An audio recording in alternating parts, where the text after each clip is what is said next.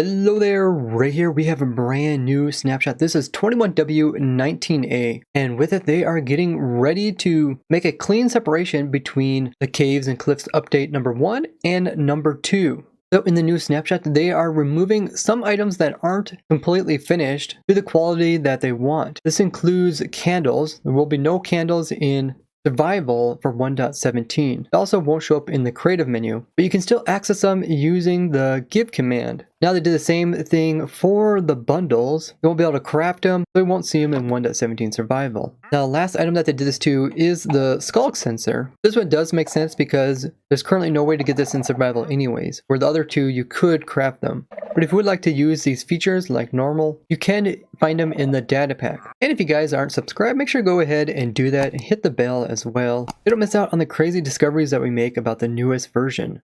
They made a change to anvils, and now it's possible to put in more characters as the item's name than before. So before the maximum was 35 characters, but now it's up to 50. This is my sword that I keep hopping versions with, so it gets these weird tags. And it was actually longer than what you could type out in survival. So now any item that has kind of glitched out names that are super long, like this one here, could no longer be rare because they increased the limit. There were some things in the game that really did have long names to start with, like the polished blackstone pressure plate. And when put into anvil, it was really close to the max amount of characters. And during the snapshot, they actually did have some items that were over the limit. So now this will give them a little bit more room to make longer names in the game. It also made a change, so geodes are going to be much more rare to find. As in the old worlds, like this one here, you can see that we have like 3 that are really close together. They also added special tags, mineable axe, mineable hoe, mineable pickaxe, and mineable shovel. These are tags that the game uses to determine if a tool can be used to mine certain blocks. As you know, in some cases, if you don't use a tool, it doesn't drop the item. So with this tag, you can make it so that pretty much anything can be used to mine other stuff for your map making needs.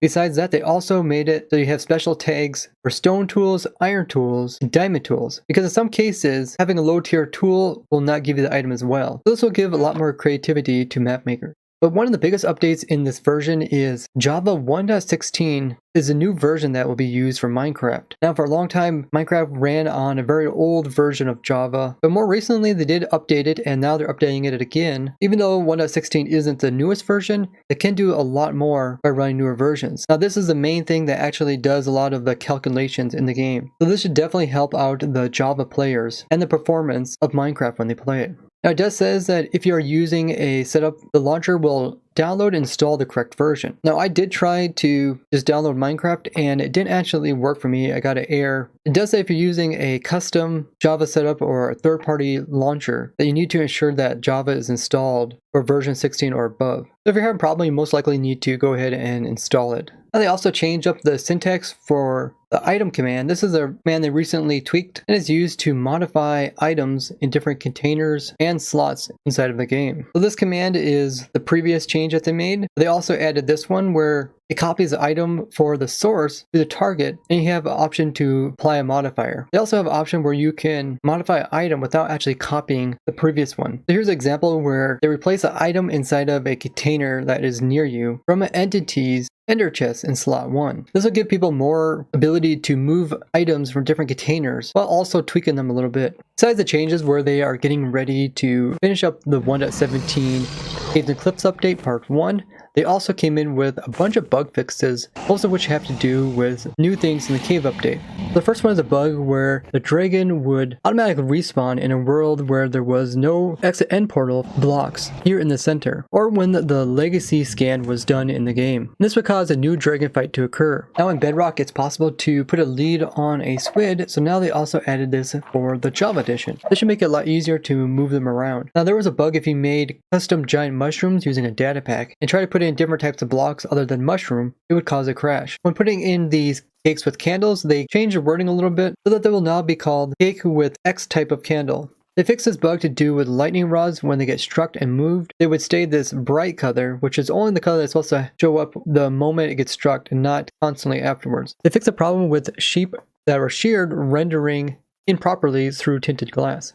There was a problem that pufferfish weren't defending themselves when attacked by axolotls, and that's now changed. So like in my fish farm that uses axolotls, I'll have to be careful to make sure that they don't die over time. But with them regenerating, they shouldn't. Also, they fixed it so withers will no longer attack axolotls when they are playing dead. They also reorganized quite a few different things in the creative menu that are part of 1.17 so that they better fit the different themes within the menu. There was a problem that if shulkers were spawning outside of the world border, they would be bugged out. When holding the hanging root in the hand, you can see it kind of looks like it's floating and wasn't touching it, and that's been fixed. There's also a problem that shulkers were spawning incorrectly inside of end city ships. They changed this little trick where if you have an entity that is kind of hovering above the drip leaf, it will no longer detect it. It has to actually be touching it now. Bees will now consider the cave vines, also known as the glowberries, as things that they can come in and pollinate. They also fix a problem where items would try to fall through a drip leaf like this, but wouldn't be able to. Bone milling a big drip leaf that's in water will now also update the water. They fix a problem to do with lightning, targeting the wrong lightning rod or targeting the wrong copper block. You might remember this weird thing that occurred when you open up a shulker box. It kind of like lift you up, kind of bounce you at the very top.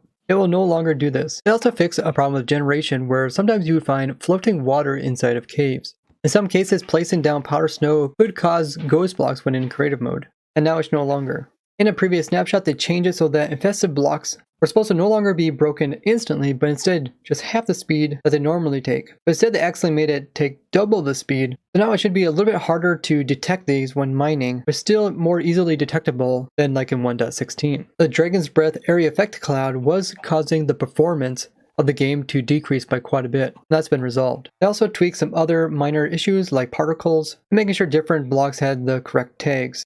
With all of these changes, we can definitely tell that they are getting close to doing the full release of the first part of the cave update, also known as 1.17. Now, some things that we still haven't quite seen added in for survival is like getting the goat horn as an item for the Java edition, and we also don't have a way to get the ore blossoms in survival.